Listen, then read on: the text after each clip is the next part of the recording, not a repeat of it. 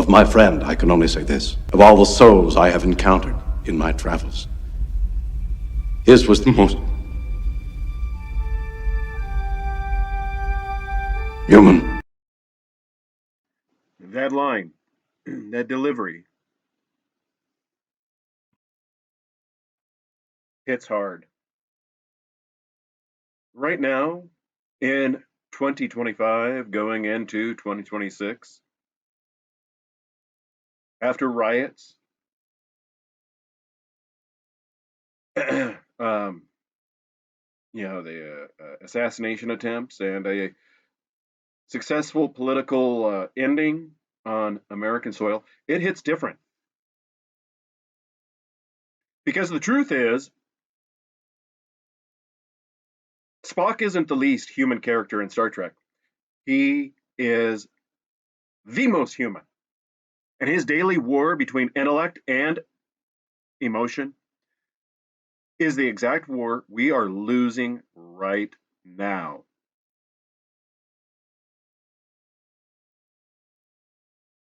Spock is half Vulcan, half human. That means every single day he wakes up to a civil war inside his own skull. His Vulcan side says, suppress emotion, follow logic, the needs of the many. His human side screams fear, rage, grief, love, all the messy stuff we feel. And, and unlike us, he can't just doom scroll and vent.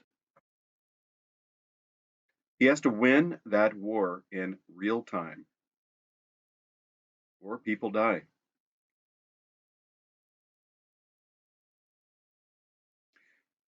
In the late 60s, the original Star Trek television series, the third season had one of the best episodes,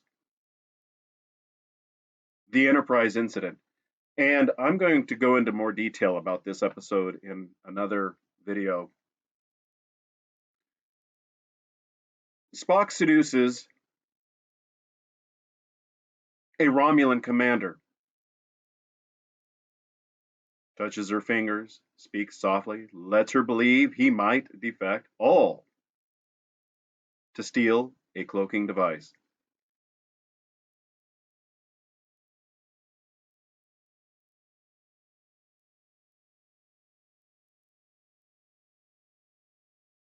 How he dealt with that, I'm not certain. Um, I don't know if he felt remorse, a twinge of guilt for manipulating an individual. Let me know in the comments your opinion on such a, and whether there is something in canon that states this.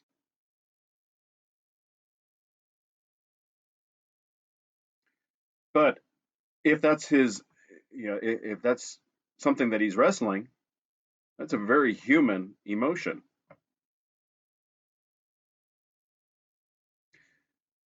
Another episode, the Cloud Minders. The two women, that stand out. You have the woman who's a miner and you know, fighting for her people. Then you have the princess. What's her name? Droxine.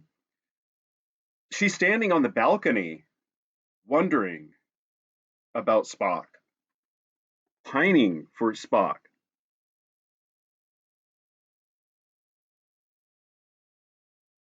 And keep in mind, immediately when Spock and Droxine meet, he just lays it on her. He says to her in something along the lines of, "And I've never met a work of art." And talk about the pickup line, the master level pickup line to deliver it in such a manner that she's not gonna she's just boom. Yep, that's the man. That's what I want. Pointed ears, raised eyebrows, man of mystery, intrigue, foreign land. Yeah. And he thinks I'm a living work of art. He is the king of cool, the king of subtlety, the man who has more raging emotional energy just under the surface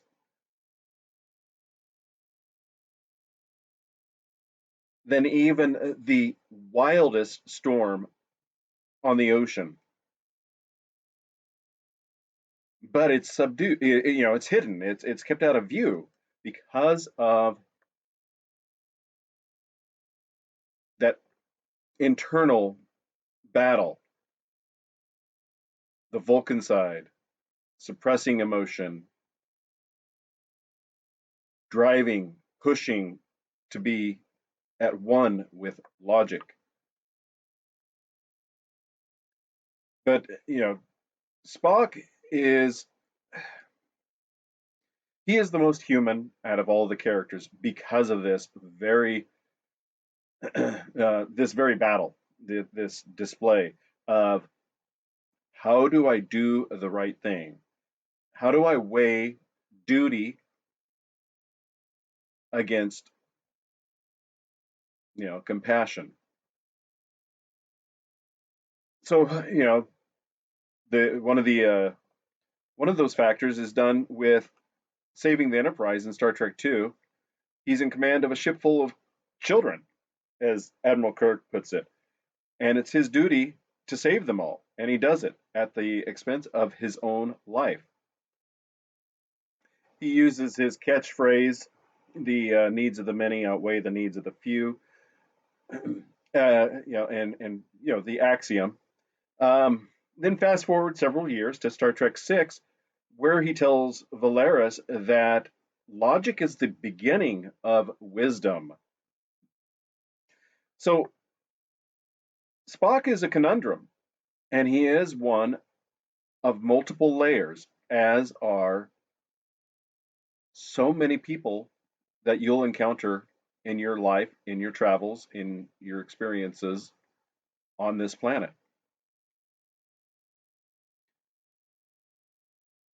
So there's a part, though, that I touched on a little bit ago, and that was with Spock and the Romulan commander.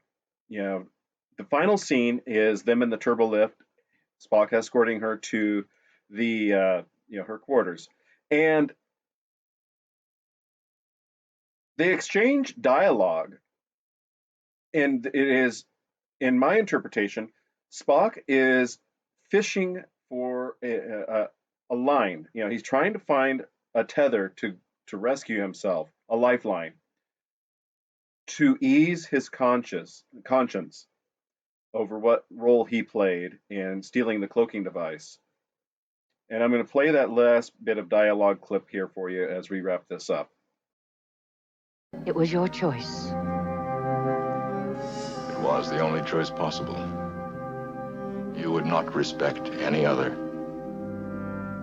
It will be our secret.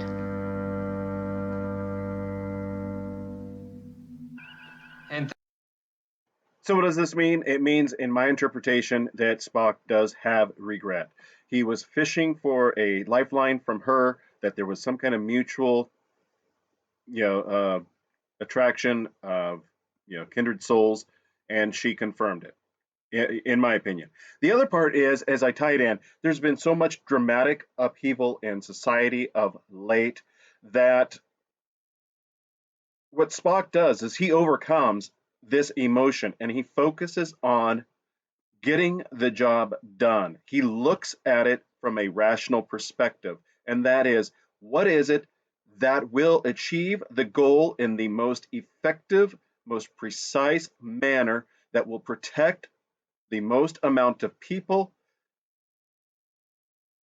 that are the members of the Federation? Leave your thoughts and opinions in the comments below.